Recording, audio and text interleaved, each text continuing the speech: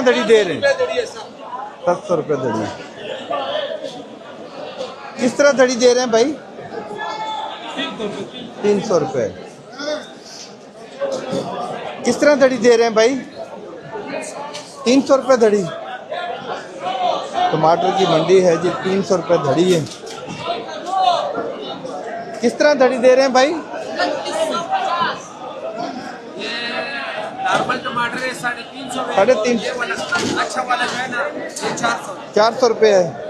Normal 350 और अच्छे वाला 400 रुपये है।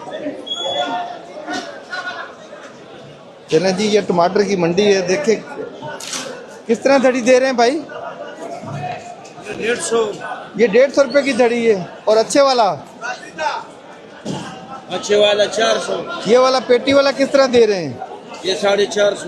ये 450 रुपया। हल्का वाला 150, अच्छा वाला 400। मैक्सिमम 400 रुपया है। महंगे से महंगा 400। महंगे से महंगा 400। 400 रुपया महंगे से महंगा।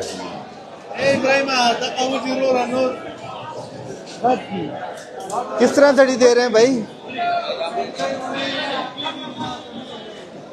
कोई भी नहीं है। चलो बात नहीं, खैर। बताए, हमने भी मजदूरी करनी है, हम 200